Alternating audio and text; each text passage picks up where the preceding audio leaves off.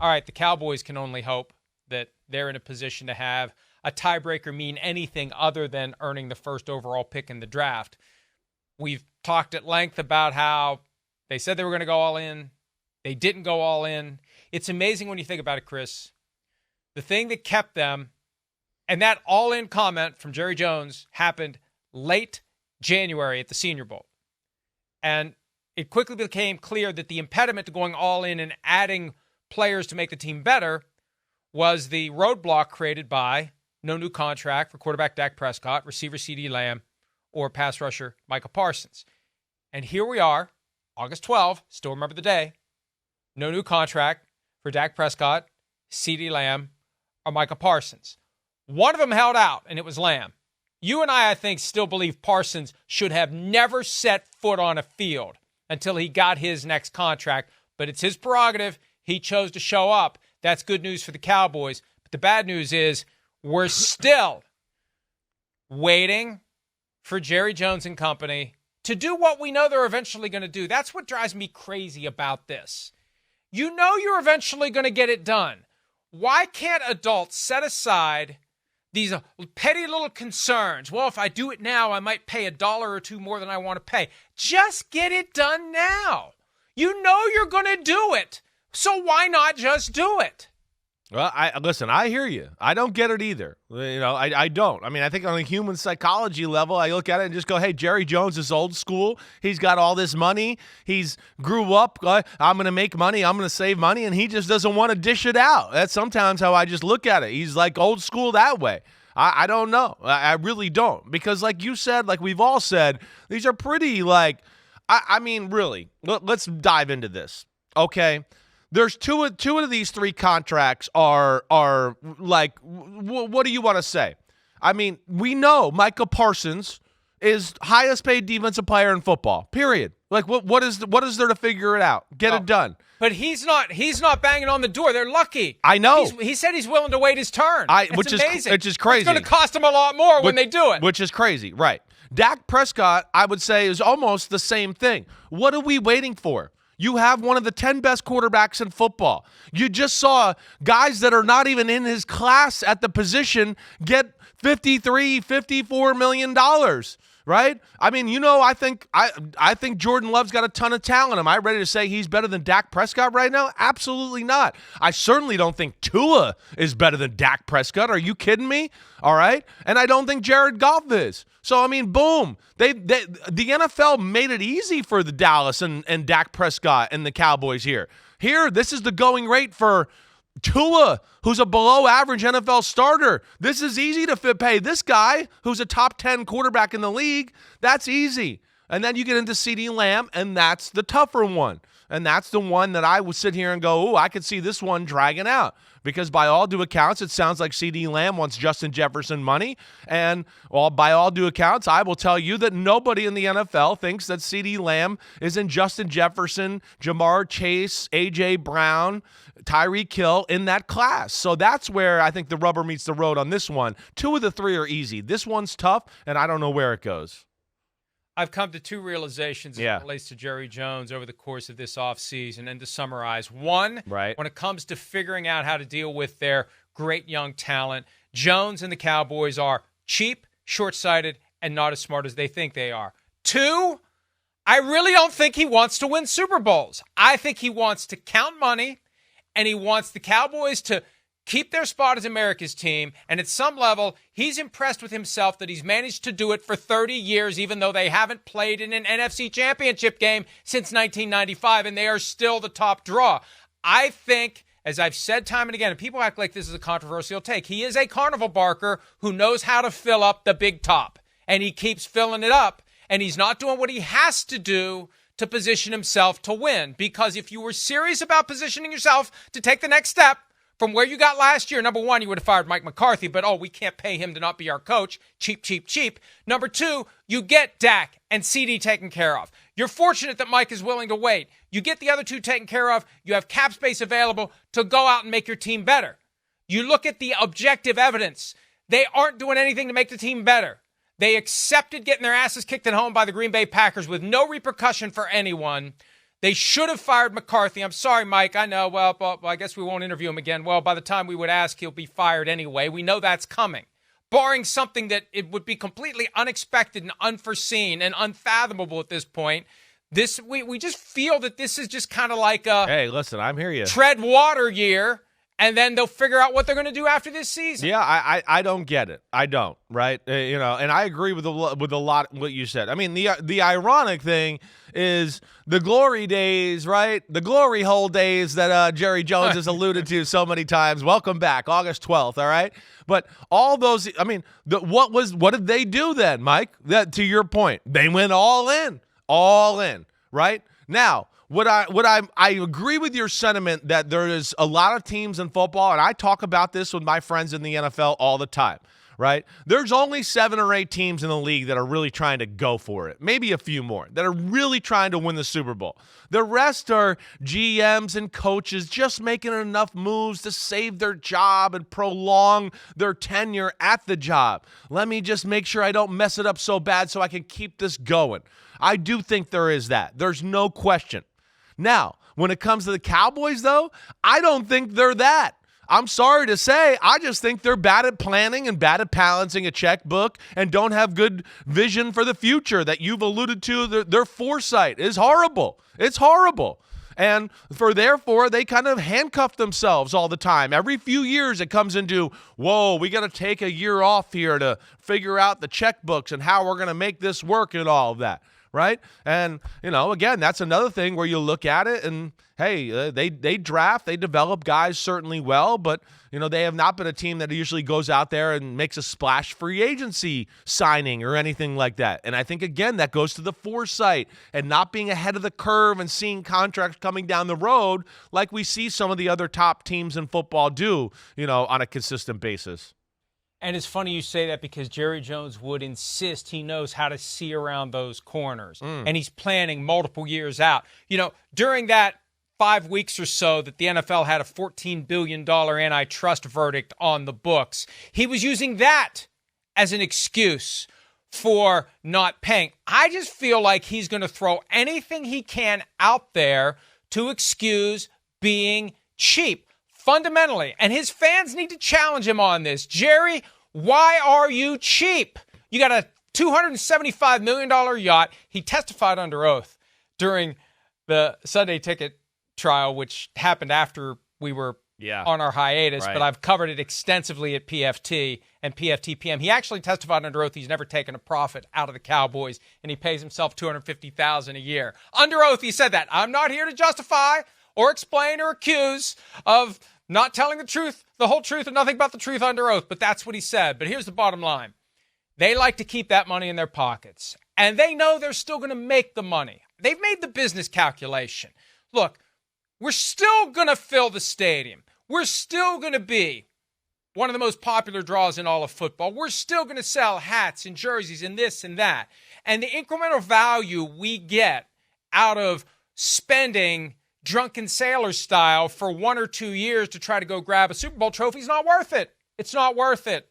We'll just keep doing what we do, and maybe one of these years the planets will line up again for us. That's what he seems to be hoping for. And everything else, Chris, I mean, you can call it word salad, you can call it verbal diarrhea, whatever it is just talk. And let me give you an example.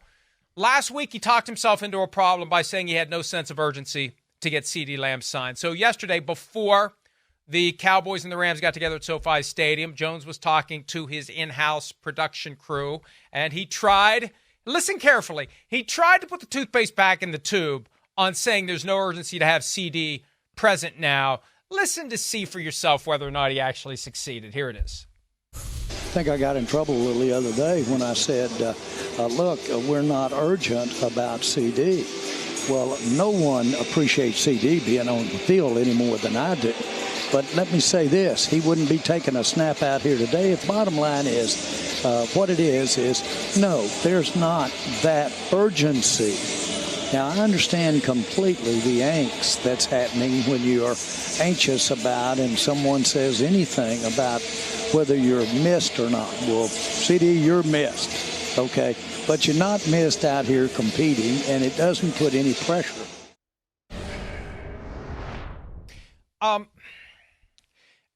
we've got more of the quote to it, PFT. I mean, he tried to make good with CeeDee Lamb, who did not appreciate the comment about no urgency. Yeah. But he still basically said the same thing. Yeah. They've got no urgency. Then why even have training camp? I mean, his argument is we don't need him here because we've got, he wouldn't be playing anyway today. Yeah. But you want him in camp. Right. You want him with the team. You want to work on timing. We saw how Ezekiel Elliott performed after he missed camp 5 years ago. Don't you think you'd learn from that? And again, at the end of the day, you're still going to do a deal.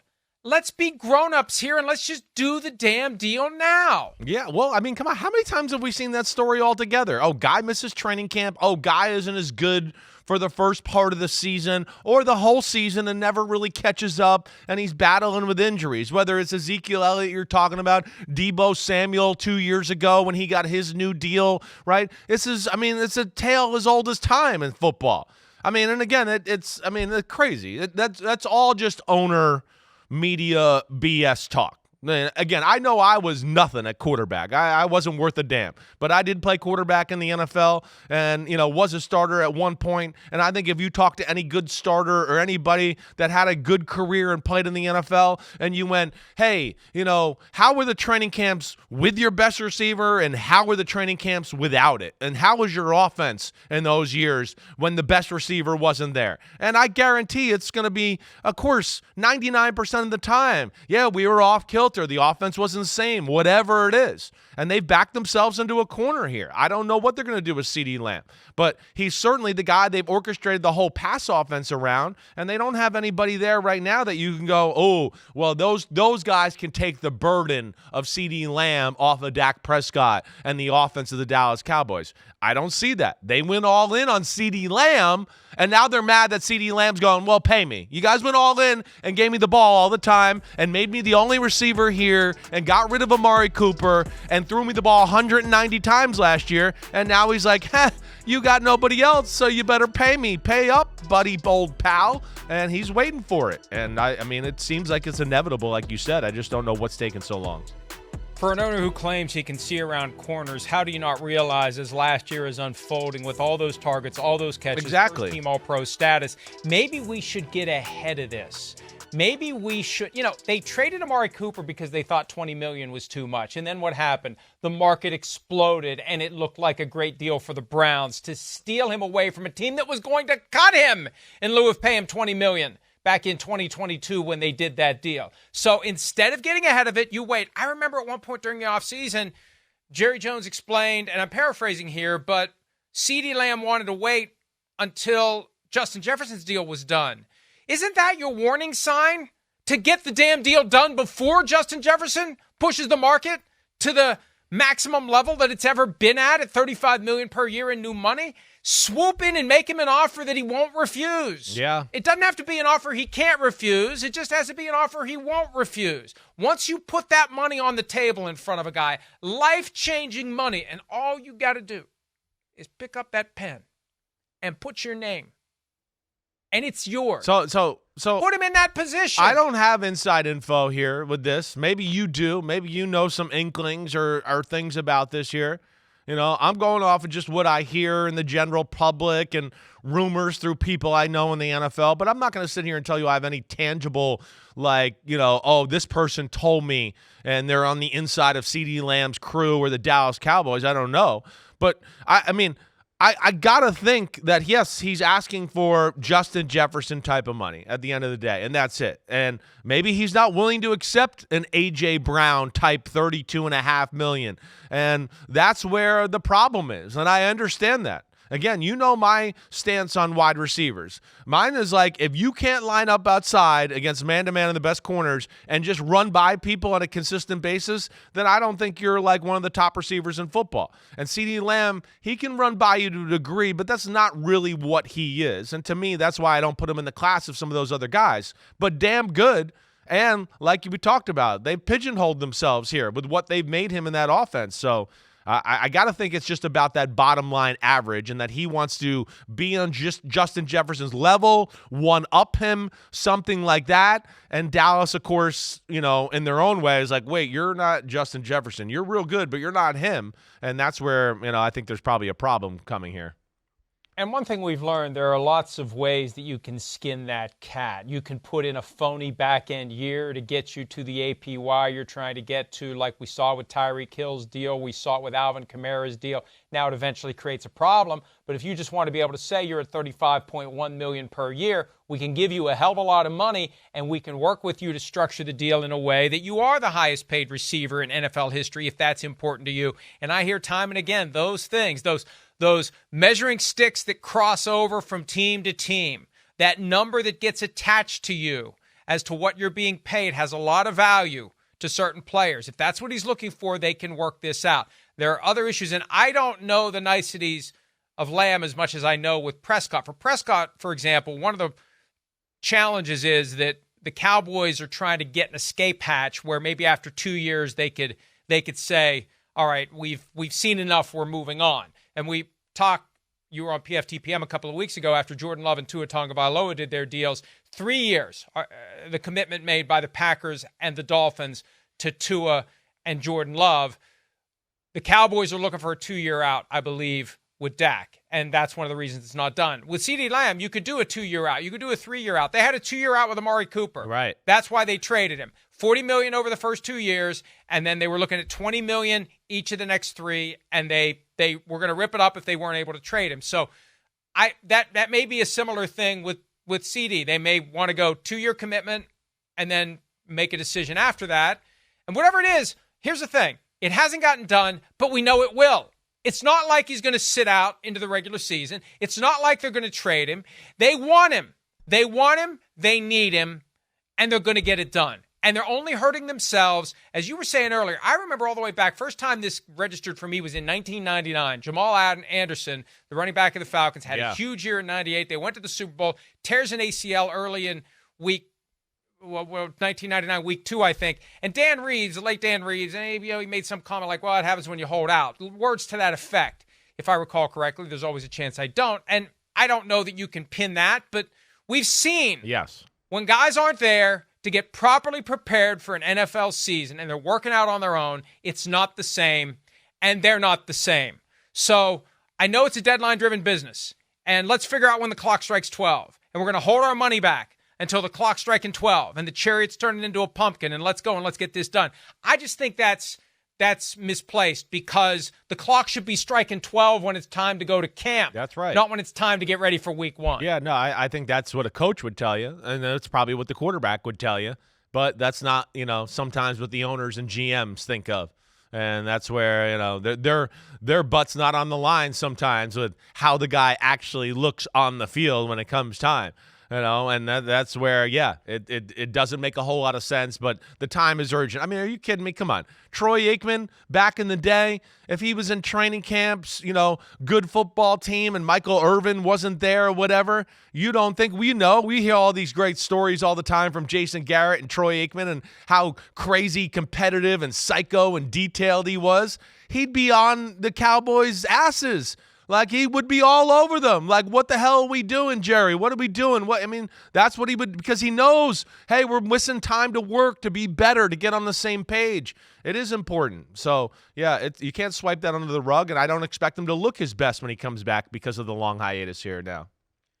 Thank you, Gary, for saving me from misstating as it relates to Dan Reeves. Here's the exact quote. Gary found it. Well done. Everybody has got their opinions and so forth, but you don't know and you never will know. It's just unfortunate that it happened as to Jamal Anderson's torn ACL. It happens a lot. It seems like when a guy holds out, he comes back in and has injuries. That's the tough part. Yeah. And we've seen it. Yes. We've lived it.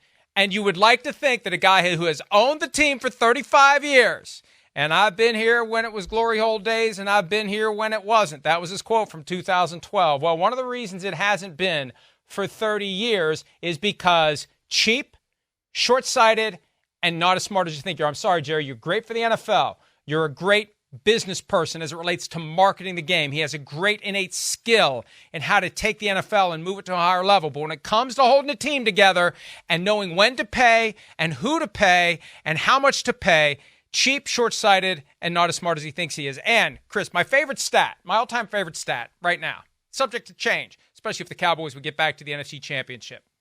First 30 Super Bowls, 1 through 30. Yeah, it's insane. The Cowboys played in the game 14? To go 16 times 16 out of 30. Yeah. They played in the game to go to the Super Bowl. Right. More than half of the games they had in the first 30 Super Bowls. In the last 28, big, fat, nothing, zero, not once, not in the Super Bowl, not once in the game to get to the Super Bowl. We talk about this every year at this time. I would have bet in 1995, early 96, after the Cowboys beat the Packers to earn the berth in Super Bowl 30, which they would go on to win over the Steelers. I would have bet everything I own. I would have bet everything I'll ever make. I would have sold my soul. I would have borrowed shit from other people to bet that the Cowboys at some point between January of 1996 and August 12 of 2024 would get to at least one NFC championship. And it's a man, and it's zero. It is zero. And it's really, I mean, they had a few heartbreakers here and there, but yeah, for the most part, as we know, it's hasn't looked good in a lot of divisional games, as we've talked about. It's amazing. They haven't had that many. No. They haven't had that many heartbreakers because they haven't. They had it's Des Bryant. Des caught it, right? And the Aaron Rodgers and the Dak Prescott, not Dak Prescott, Aaron Rodgers to Jared Cook throw. Right. That's it. Right. Yeah. Two times. That's about it. You're right. Those are the two ones I certainly recall off the top of my head. All right. Well, I think it's safe to say that Jerry won't be inviting us on his bus or to work for the Dallas Cowboys anytime soon. Oh. Well, that was on my bucket list to work for Jerry Jones and have him not pay me and have him give me all these excuses as to why he can't pay me. Yeah, that's what I want to do. And then once he decides he's done with me, he still keeps me around because he doesn't want to pay me to not work for him. That's a healthy environment that Mike McCarthy's dealing with this year. Good luck, Cowboys fans. And look, I think all fans deserve candor and honesty from someone. They're not getting it from Jerry Jones, so they're going to get it from us. Cowboys fans, you're getting grifted here. He just wants you to show up, open your wallets, buy those $15 tubs of stale popcorn. That's my own personal experience from Super Bowl 45. Now, I know that's an NFL-run event, but the one time I was at AT&T Stadium, I paid $15 for a bucket of popcorn, and it was stale. But he just wants your money, and he wants your attention, and he wants his testimony, Chris, from the Sunday Ticket trial. He understands the value of people talking about him. He wants the Cowboys to be the center of attention. I don't think it's a mistake that he said what he said about no urgency just about the time, like the Olympics are coming to a head, and the Patriots were playing in the preseason that night. Crowds the Giants aren't very good in Dallas at the training camp. He pushed his way to the top of the stack with all that stuff going on. That's where he's got a great skill. That's where he's unprecedented. It's this other thing that needs work, and when you get on the other side of 80, you ain't changing. He ain't changing. Somebody else in that organization needs to be the one to change because Jerry's not changing. No, I hear you there. Hey, there's a lot of that I respect. I will say that their ability to draft guys and have an eye for talent and physical freaks is top notch. But yeah, I mean, I think what we're saying is it's the vision for the future, where it's going, where the salary cap's going, who's about to be that guy on our team. Let's get out in front of that contract. And again, like we've talked about, the Cowboys, one of the premier franchises in the sport, very few splash free agent signings over the last decade. And I think that all plays into some of the points you're bringing up and talking about right now. That stuff isn't free. The draft picks, there was so much, and we could go on, and these themes will be recurrent, I think. But there was so much talk during that Sunday Ticket trial about how revenue sharing is the great equalizer in the NFL. Baloney. You know what the great equalizer is? Having those draft picks every year where you have those guys who cost peanuts in comparison to veterans. If you draft well and you develop well, you're always going to have the nucleus of a solid football team. And then the challenge is taking care of the guys who have been that young, cheap nucleus. The draft is the thing that gives every team a fair shot at having a competitive franchise. The Cowboys are very good there. They aren't very good. And it goes both ways. Why do you franchise tag Tony Pollard? What the hell are you thinking? Why do you pay Michael Gallup coming off of an ACL tear? What the hell are you thinking? So they've done it both ways, but more often than not, they're being cheap. It's not that they're being generous, and that's where they are. Hi, it's Mike Florio. Thanks for watching PFT on YouTube. Hit subscribe for the latest news and analysis from Pro Football Talk.